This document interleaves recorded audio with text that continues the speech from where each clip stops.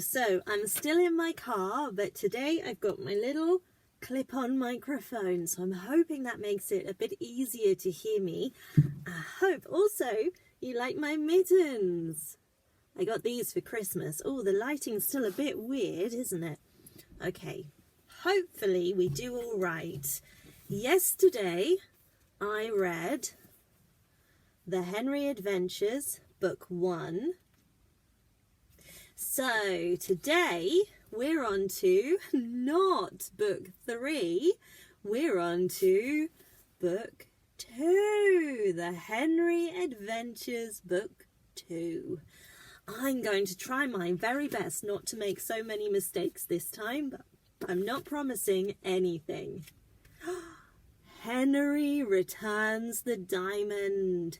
So, if you remember, at the very end of Book 1, it turned out that Henry, while vacuuming the floor of the palace, while vacuuming the carpet of the palace, accidentally vacuumed up one of the Queen's diamonds. Oh no! So, in Book 2, we clearly are returning it. Henry returns the diamond. I'll show you the pictures to start with because there's a lot going on that page, isn't there? I would read it like this if I could, but I can't read the words because they're showing back to me in mirror, in reverse, and my reading just isn't that good. So let's get started. Can you see that? Let's do it this way.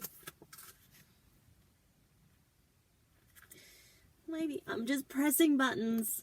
Hopefully it's a bit better. Is that better? Yeah. Life was not quite back to normal for Henry at St. Chard's School after his recent visit to London. Henry had cleaned the palace's red carpet during the school trip and had accidentally vacuumed up a crown jewel. Henry had reported his find to Mr. Does-a-lot, the Queen's butler, and was waiting to be asked back to London to return the diamond. Then it happened. A call from the palace asking to speak to Henry.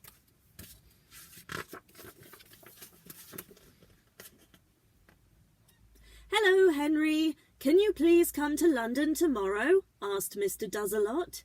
It's very urgent. The Queen needs the diamond in her crown by 3 o'clock tomorrow for her special garden party. Of course I can, said Henry excitedly. May I please bring some friends too? Certainly, agreed Mr. Does-a-lot. Just don't forget the diamond. Look, can you see what I see? Right in the middle of the picture. There's a Hetty.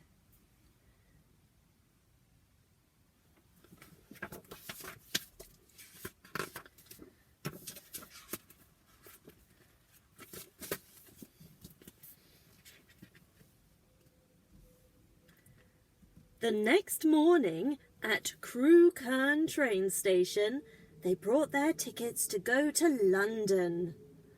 Henry and his friends rushed excitedly to board the train, and soon they were on their way. Henry knew he had a very important job to do. This would be a very special day. Also, I think I said they brought their tickets to go to London, but they didn't. They bought their tickets to go to London. Obviously, if you brought something, then you bring it with you, and if you bought something, then you buy it. Sorry about that. Anyway, they bought their tickets.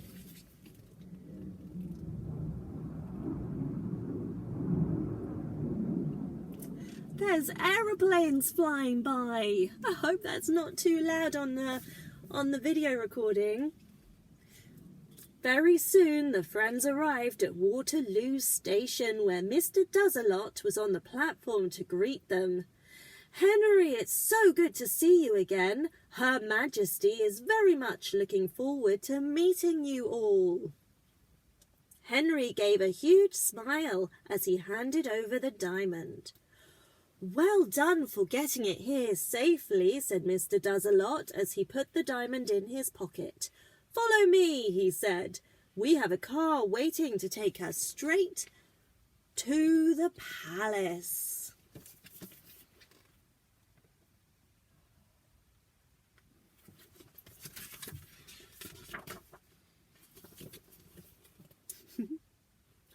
Oh no, what's happening in that picture? We shall find out. They had nearly reached the station exit when Henry spotted a man rushing for the train. The man was in such a hurry that he ran into Mr. Does-a-Lot, who fell over with a bump. Henry watched, shocked, as the diamond flew out of his pocket, up, up, up into the air. It sailed over the underground entrance, where it then bounced all the way down the long escalator, only to land on a tube train.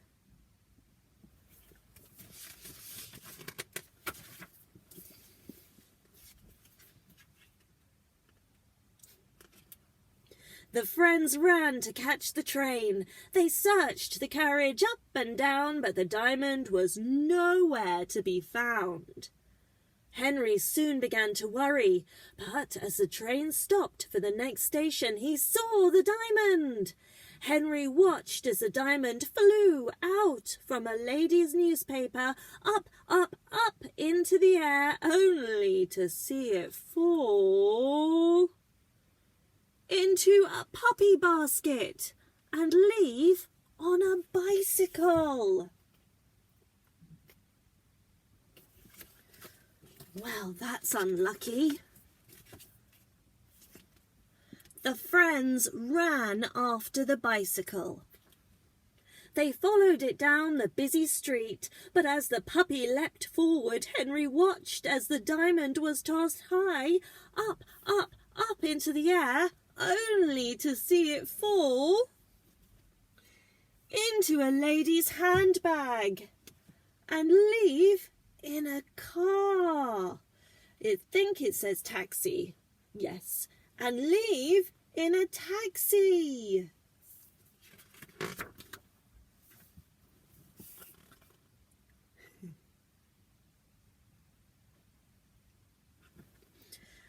The friends ran after the taxi. It finally came to a stop, and as the lady went to pay the driver, Henry watched as the diamond was flung high, up, up, up into the air, only to see it fall into a man's camera bag and leave on a bus.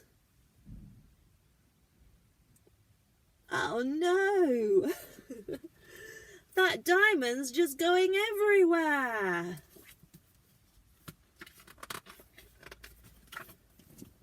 The friends ran after the bus. They followed it over the River Thames and along Tower Bridge. As the man on the bus took his camera from its bag to take a photo, Henry watched as the diamond was tossed high, up, up, up into the air, only to see it fall down towards the river and leave on a boat.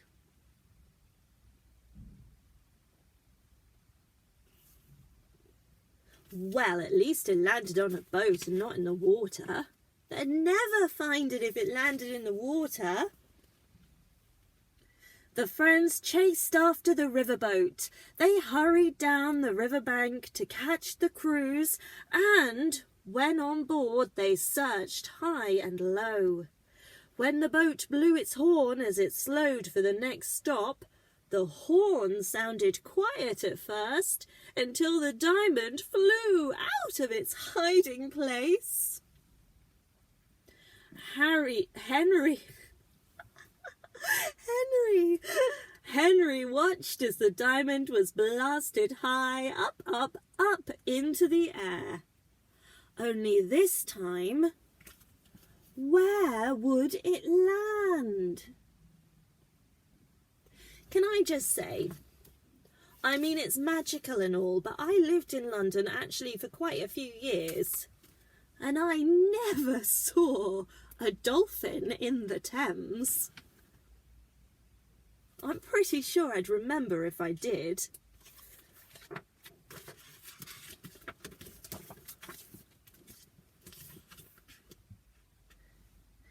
The friends hurried off the boat at the next stop, where they finally spotted the diamond lying on the path.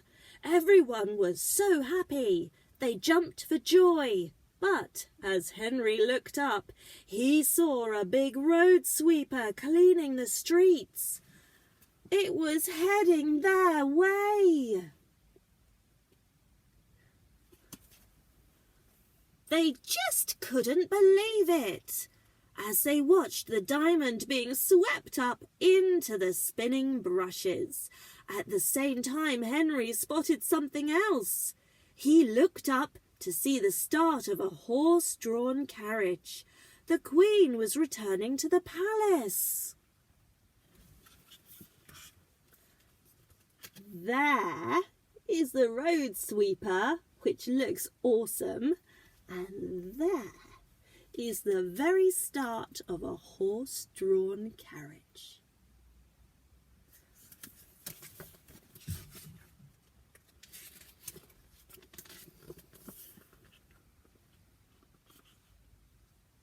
"Quick," said Mr. Does-a-lot. "Follow the carriage. It's nearly 3 o'clock. And we need to be in line to greet Her Majesty. How will I ever explain what has happened?" As the friends rushed to follow the carriage through the gates, nobody noticed the diamond fly out of the sweeper's brushes. Nobody noticed the diamond fly out of the sweeper's brushes. There it is. Up, up, up. And there.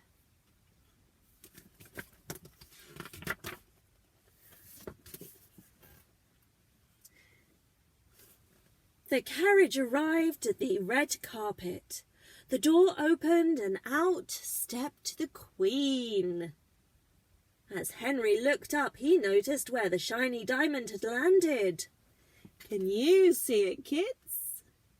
It's there. He nervously set his power to full and sucked up the diamond once again.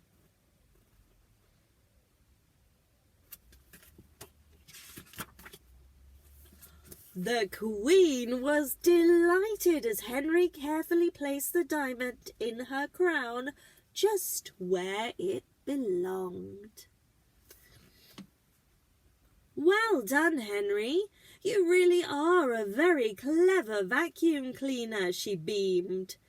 "Please, will you stay for my garden party as my very special guest of honour?" Henry smiled a huge smile. Sorry, I'm sniffing at you. It's because I'm outside in the cold. It is really chilly.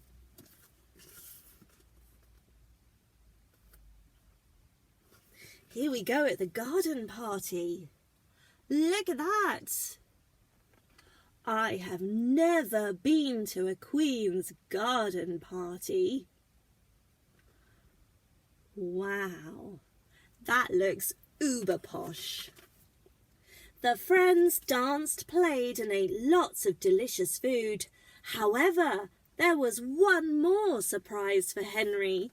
The Queen was so happy to have the diamond back in her crown that she awarded Henry a special medal.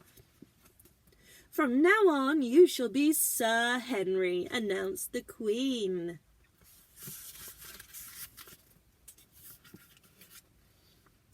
Henry felt very proud. He wondered if he would ever have another wonderful London adventure.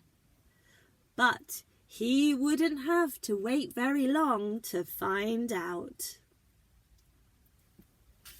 Why? What's going to happen next?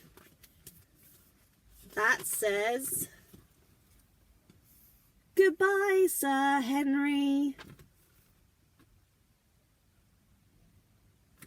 Well, we know there's another London adventure because we're going to read book 3. But it doesn't give any indication as to what the adventure will be at the end of this story, does it? Thank you very much for joining me. Sorry about the lighting. Hopefully you were able to see the book. Hopefully you were able to hear me. I'm sorry about the sniffing as well. But you take care now. Thank you very much for joining me, and hopefully you will watch the next video, which will be book 3. Thank you very much. Bye.